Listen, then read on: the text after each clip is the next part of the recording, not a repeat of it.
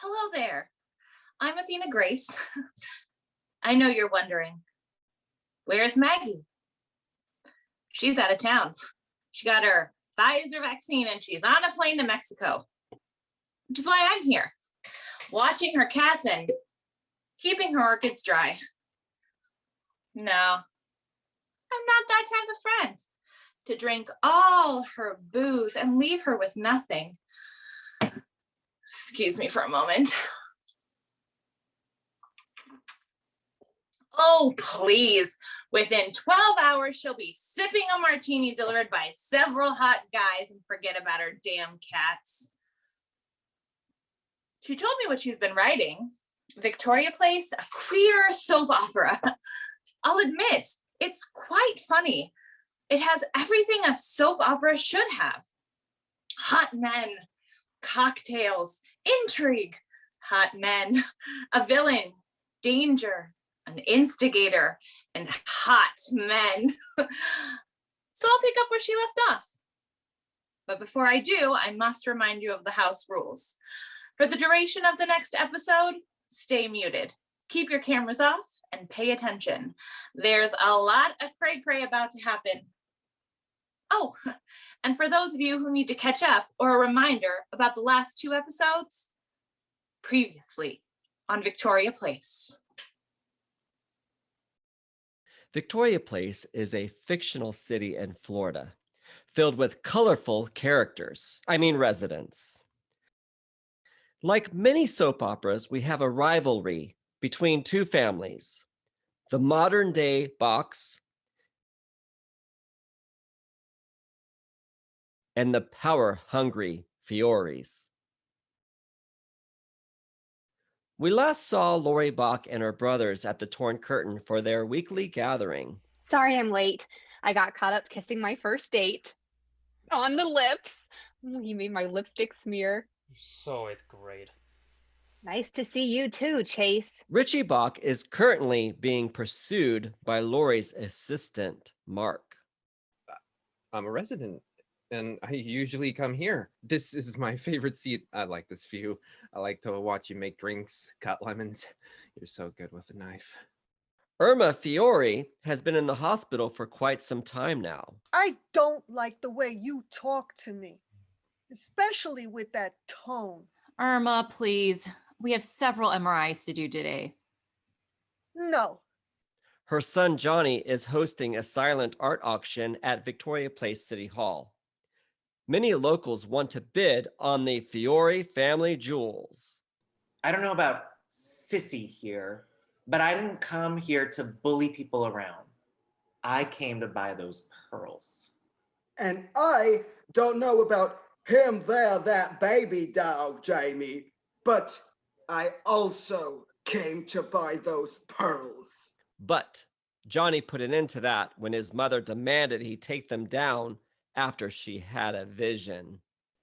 It was your grandmother. You can't auction off the pearls. She said, "Hold the pearls, or Johnny will die."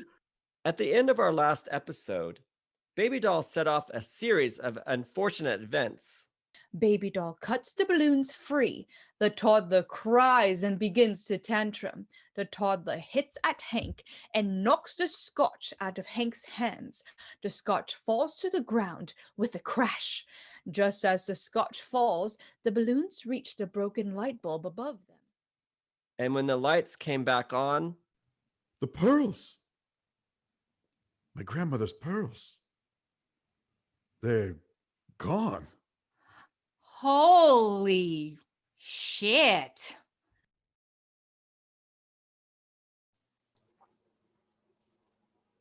We begin episode 3 in the Torn Curtain, a gay bar just off of Main Street in downtown Victoria Place. Lori is standing in the hallway where Mark has been lurking for about the past 20 minutes, waiting patiently. Well, what? What are you doing here? And who are you talking to? I've only asked 3 times now. Has it been 3 times?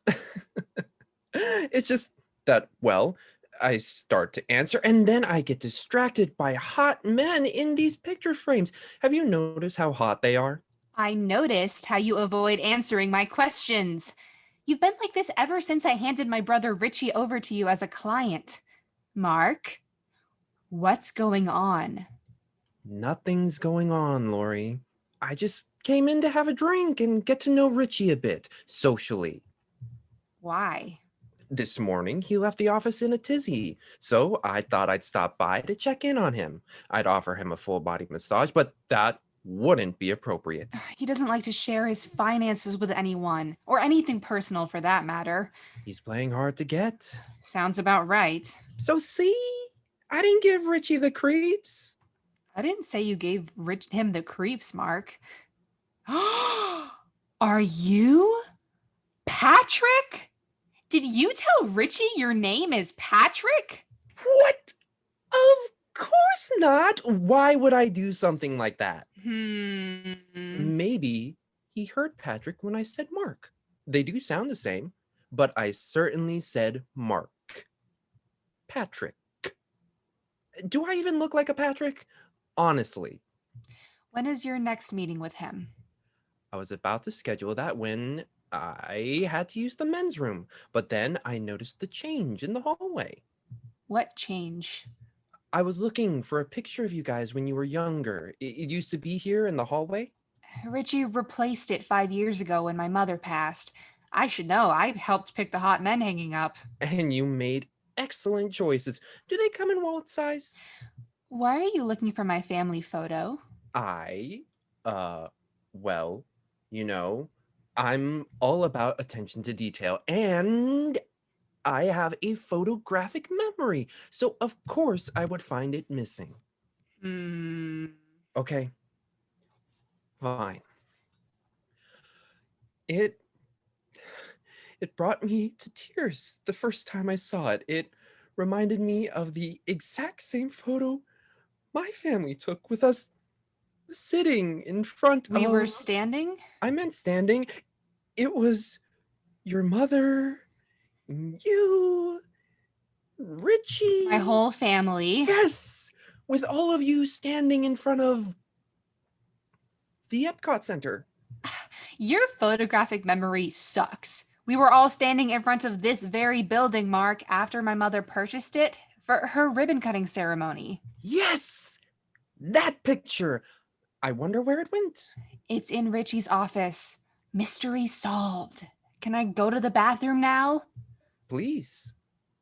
Lori enters the bathroom. Mark walks down the hall, locates the door to Ritchie's office. He tries it and finds it locked.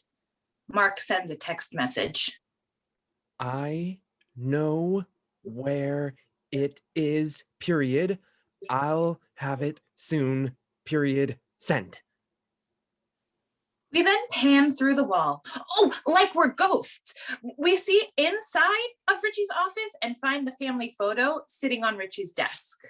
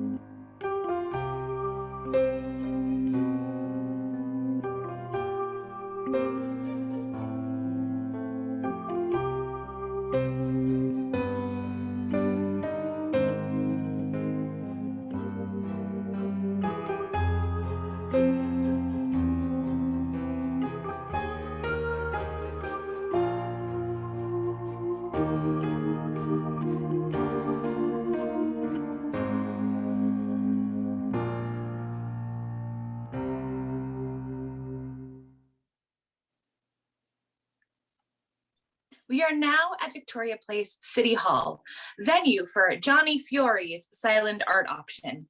Lucy rushes out of the front door, headed towards the parking lot. She hears the screeching of a car. Chase pulls into the parking lot, parks in a handicapped spot. Chase gets out as fast as he can. Oh my God, Lucy, I can't believe it. I just need a few minutes to set up. Chase opens his trunk to bring out camera equipment. Chase? If this is about me parking in a handicapped spot, forget it. A big story is more important It was a false alarm. What? I didn't have my facts straight. Sure sounded like you did. Chase pulls out his phone. Let me read your text out loud. Chase! Exclamation point. Your big story has arrived! Exclamation point. Get down to City Hall now. Capital N-O-W. You sent that. Yes, I sent that. We both know what big story means. And you used all caps, basically screaming at me. And we both know what big story means to me. There's no story, Chase. Not a big one. Not anymore. Any more? Are you lying to me? The Lucy I know doesn't lie to anyone. Mm-hmm. The Lucy I know would feel so guilty if she kept someone, me, from getting his dream big story, a story that could get someone, me, discovered so I could leave Victoria Place and actually be somebody. Oh, Chase, you are somebody. What happened? Well, to be honest, I did think there was a big story at first, but I think it's not as big anymore. Someone stole the Fiori pearls. That's a huge story, Lucy. But no one can leave City Hall until they're thoroughly searched. Johnny is hecka bent on finding those pearls. I'm sure he will. Does anyone else on the outside know about this? No one else has shown up. Plus, Johnny's men confiscated everyone's phones a few minutes ago. Everyone has agreed to cooperate. Well, Johnny having a gun might have encouraged folks to oblige, but it's been a peaceful search so far. Who do you think stole them? I have no idea, but I do have to go back in to help. He's asked me to search all the ladies. I had to search Marcee MacDonald earlier. She surprisingly had a lot of pockets considering she's wearing a dress. Lesbian. Yeah, lesbian. I'm sorry, Chase. Oh, I'm going to wait out here. My camera's all charged up. I might not get you to talk on camera, but I'll find someone to talk. There's a story here. Stolen Fiori pearls, a big story, and it's all mine. Meanwhile, at Victoria Place General Hospital, Irma's suite. Irma is sitting upright in her bed. She checks her phone. Sets it down, checks it again. Johnny, if you can hear me, be a good boy. Call me now. What? Marcee MacDonald, the strip club owner, lesbian, enters carrying a huge bouquet of flowers. Oh, Marcee, would you mind closing the door and making sure you're on the other side when it shuts in your face? I heard you were in the hospital, Irma. I brought you flowers and my sincerest convalescence. First of all, it's condolence. And second, you know I'm allergic to lavender. Still? That question makes you look foolish, as well as that dress. But it's all they got downstairs. They have chocolate too, and cute plush poodles. Why are you wearing a dress anyway? You don't wear dresses. I wanted to look fancy for your son's art auction. You? Were you there? Did Johnny take down the pearls? Tell me. My son's life depends on it. Oh, yeah. The pearls. You, ain't heard? Heard what? Johnny's phone's been off half an hour now. Wait, what happened? Oh, so now we're friends again? Best. Forget it. I'm tired of playing nice with you. Yeah, that didn't last long. I'm going down there right away. Go on, get out. As soon as I get my Nurse Richards. Yeah, my girlfriend. Yeah, she's on break. Oh, stop it. No, you just stop. My nurse is not. No. I'm just peeing on your leg, Irma. She's not one of us lesbians, if that's what you're trying to say. But she sure is pretty as a peach. Mhm. Blech. I actually came to see what's been done to you. I'd say you got what you deserved after creating that ruckus coming to my club with that picket line. That was an organized protest, you hootenanny ding dong. And I managed to shut you down Sundays. This is a dry county. God bless Victoria Place. You might have shut down public business Sunday, but that don't mean I can't do private events. So tell that to your Bible thumping, nuttin' picking bullshit folks. Nurse! Oh, and I walked right past all the chocolates, the cutesy balloons, and the poodles, and went straight for the lavender. So you best write this down, Irma. You ain't never gonna shut me down. No way, no how. With aggression, Marcee throws the lavender at Irma. Irma quickly covers herself with the sheets, just in time to avoid physical contact with them. Marcee exits. Nurse! I'm gonna get you, Marcee MacDonald, as soon as I can walk out of here. You and your kind, all you queers, if it's the last thing I do. We jump back to City Hall. Lucy has re-entered the lobby and locks the door behind her. Lucy, Yes, Mr. Fiori? lock that door. I said no one leaves until you're clear. I was just making sure there were no reporters lingering around, sir. Where are you? Follow my voice. Lucy walks towards Johnny's voice, finds Johnny standing there with a flatbed cart, and on the flatbed cart lies an unconscious Sissy Monroe.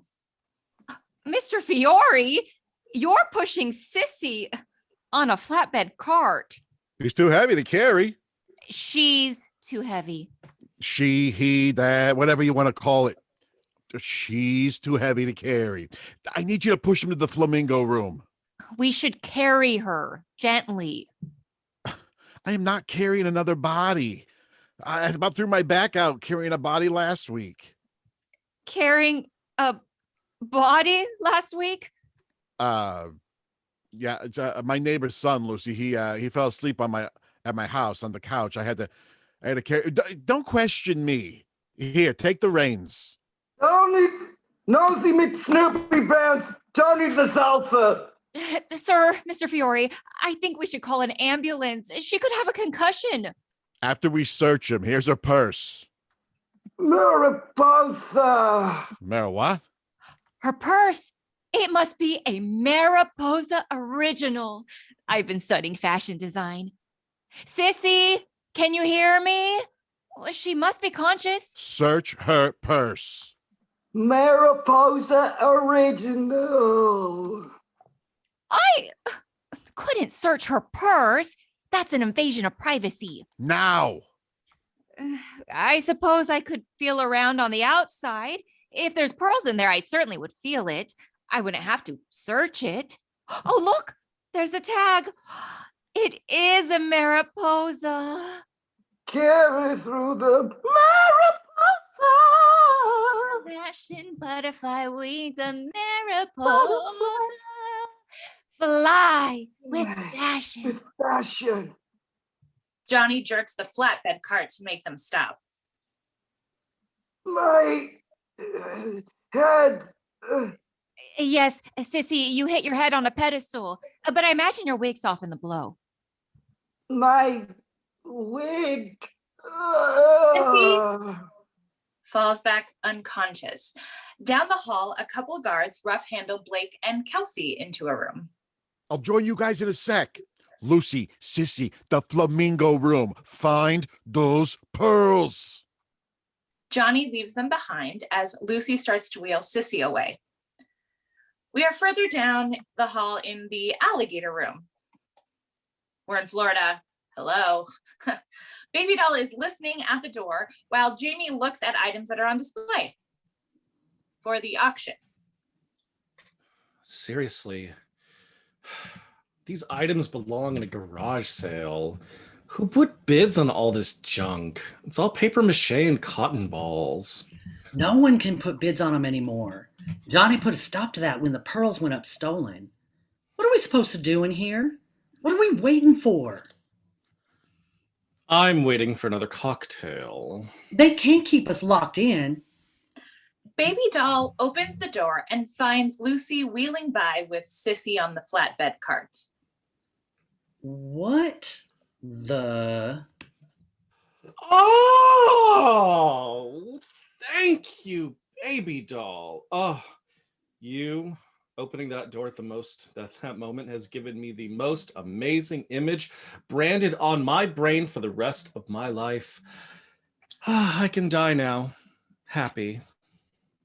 Is Sissy dead? Cheers, Claire! Incomparable to the other performers. She's unconscious, but she can still hear us. She might have a concussion. You should call a doctor. Jamie, you're a doctor. You should call a doctor. What should I do, Jamie? Johnny took all our phones and won't call an ambulance. I know this bitch. She's faking it. When the attention isn't on her, she faints a spell, causes a scene, changes a frock. Y'all, she's a drag queen. Jamie, she's starting to shiver. That's not good. You, Dr. Starr, you took an oath, a Hippocratic oath, to treat the ill to the best of your ability. Shame on you. I'm too sober for this. Fine, let's warm her up. Here, hand me your shawl. I'll wrap it with it. She can't. I can't. Do tell. Let's wrap her with your jacket, Dr. Starr. A shawl won't be warm enough, right, Lucy? Right. You two know each other. We went to grade school together. In Alabama. I have to take Sissy to the flamingo room. I'm sure I'll find a gentleman in there to offer his jacket. Douche. Lucy rushes Sissy away. Baby doll closes the door. Baby doll, you two know each other. Just from school, Jamie. We didn't date or anything, if that's what you're thinking. Why so touchy about the shawl? It's only polyester. Why so touchy about your jacket? Impasse. Time has passed. We are back to the torn curtain. Mark and Lori are now sitting at the bar, sipping on a cocktail. Wonder if Maggie is having a drink on the plane. Oh, sorry. Ritchie, our hunky bartender, is looking at some paperwork. Do you have any questions, Mr. Bach?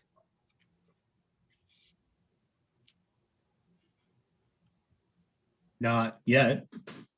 Section 10.5.1, lowercase b, explicitly states that any and all information provided to Bagsley and Bach accounting firm is kept confidential, and I can assure you, I keep my own personal effects locked away from anyone's prying eyes.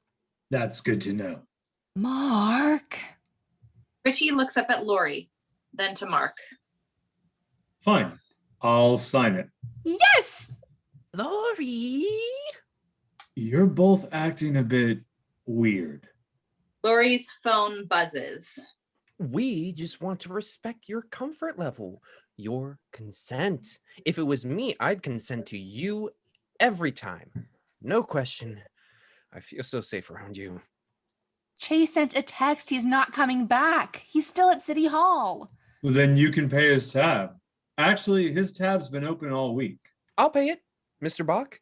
It's the least I can do for your business, and I'll be sure to leave a big tip.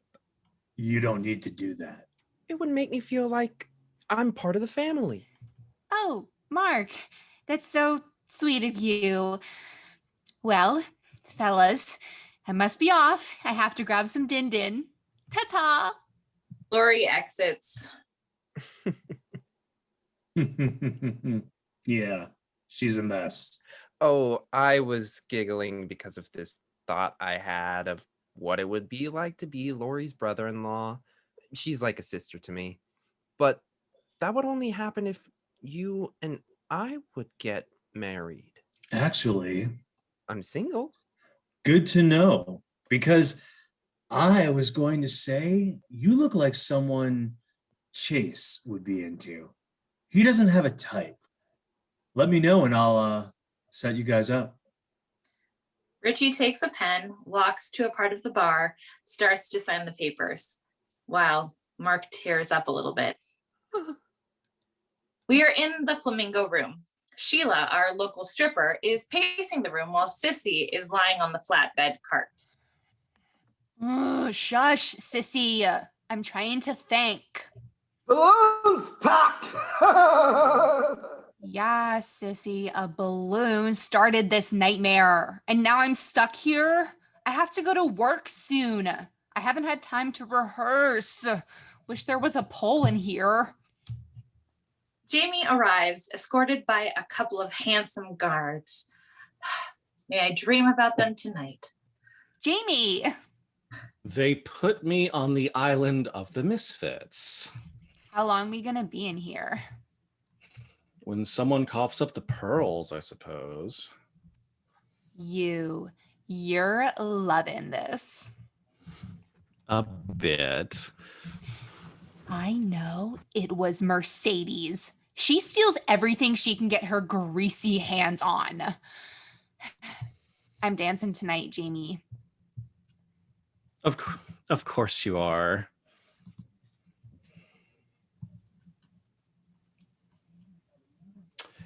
Where's your baby? Mama must have took him. I got pushed around in all the shuffling and lost track of him.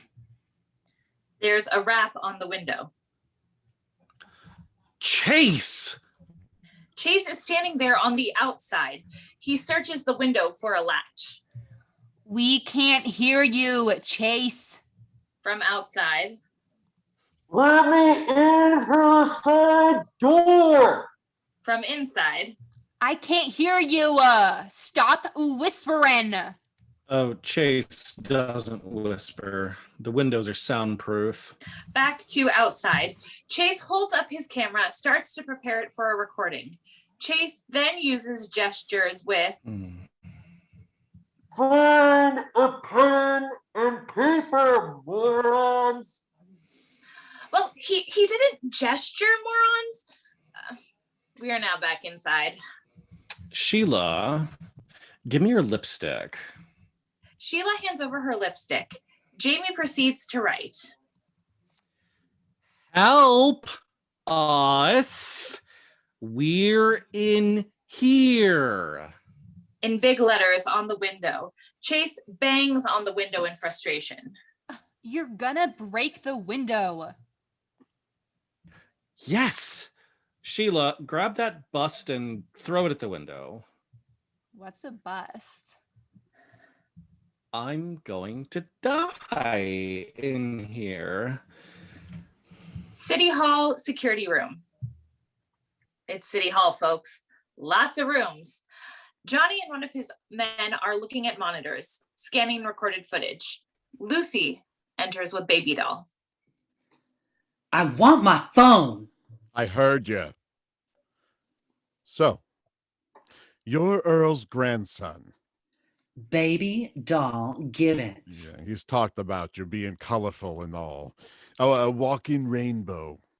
My grandpa would not say that. You, Gibbons, started this mess by cutting those balloons, which created a short. The lights go out, and then, poof, the pearls are gone. That waiter wanted to cut my debit card, and that pissed me off. So I figured if I can't keep my card, that kid can't keep his balloons. Johnny motions for the guards to grab him. Baby doll steps back, but is overpowered.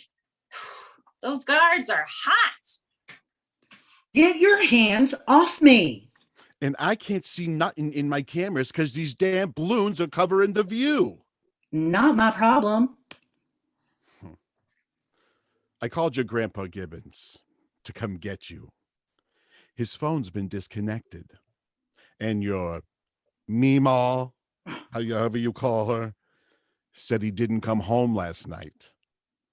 What? I talked to him this morning. Give me my phone. Strip him. The guards start to remove baby doll's jacket. I ain't got your stupid pearls. Lucy will search his backpack. A guard throws baby doll's backpack to Lucy. Give that back to me. Johnny inches close to baby doll, right in his face. If I find pearls on you, I'm gonna choke you so hard, your face will turn every color of that rainbow you brought in here with you. His backpack is a Mariposa. Lucy starts to search the backpack as Johnny begins to manhandle baby doll, patting him down aggressively, and he grabs a hold of his crotch area. Hey, oh. I haven't the stomach to do a cavity search, but I get all you gay boys might get creative in your thinking. They're not in here, Mr. Fiori. Give him his phone. A guard hands over baby doll's phone as the guards let go of his arms. Lucy starts to hum the Mariposa jingle and gives baby doll back his backpack.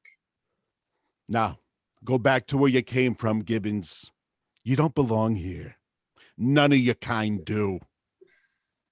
Well, I hate to pop your balloon and all, but I'm moving here once I find a place. So you just might be seeing me around, waving my rainbow flag. You disgust me. Get out before I change my mind about that cavity search. Oh, but we both just might like it. I am not a... Stop! Johnny motions for the guards to manhandle baby doll out of the room. Lucy, you think I'm a bad person? What? No, you're upset. I would be too if I was you. Yeah, but you wouldn't hurt someone. No, of course not. But whoever stole the pearl should be punished. This is a crime. Thou shalt not steal. Yeah, I'll punish them. Perhaps we should call the police. I'm my own police, Lucy. Of course you are. And I'm here to help with our peaceful searches. Yeah, considering what you witnessed and all, yeah, I'll sign off on a few extra hours if you want. That would be nice. Might keep you a little quiet. How many community service hours you got left? 30. 30 for trespassing? Well, I didn't know I was on sacred grounds. Right. Here's the deal. You find the pearls before I do, I'll sign off all your hours. But that wouldn't be honest, Mr. Fiori. Lying doesn't bother me as much as it bothers you. Find those pearls, Lucy, before my ma hears they've been stolen. Later that evening, at the Torn Curtain, Mark slurps down the last of his cocktail while Ritchie serves a drink to a couple of patrons. The patrons walk away as Ritchie returns to Mark. So, I'll have another one. Okay. But clearly we're not going to do it tonight. Ritchie starts to make a drink for Mark. I'd love to do it tonight. I'm not going over papers tonight if you're intoxicated.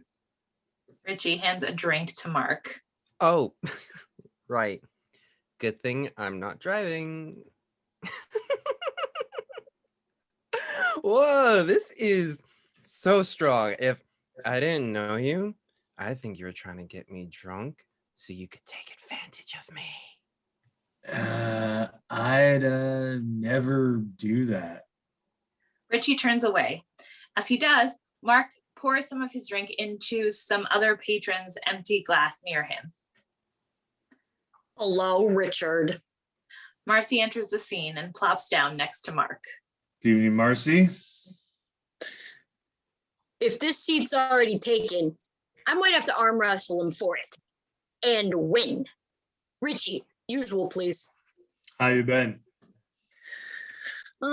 Business is picking up back now that I found a way around Irma's damn clutches. I just saw her. She's in the hospital. Yeah, I heard. Some kind of fall? Yeah, wish she fell on her face. She's trying to put me out of business, Richard. I didn't have enough money to put Sheila back in school this semester. But I got a plan for next time.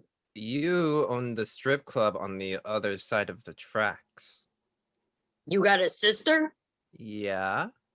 I'm hiring if she likes to dance. Funny, I was wanting to hire a Japanese dancer. I'm not from Japan. Mark's from Canada. You remembered? Well, I hope your business is steady, Richard. It's been better since Sissy agreed to perform 2 nights a week. I had to beg. Well, don't lose her. You know the Fioris want to see us go out of business. We return to City Hall, Flamingo Room. Sheila performs a couple of dance moves while Jamie watches on. Sheila ends in the splits. I got stretch marks just watching that. Sissy begins to sit up, attracting attention from Jamie and Sheila. What am I wearing? Fake silk. A dress? Is this... Am I dead? If only. No, Sissy. You had a concussion, allegedly, when you hit your head earlier today. Sissy? Who's Sissy? You are your Sissy Monroe. My name's George.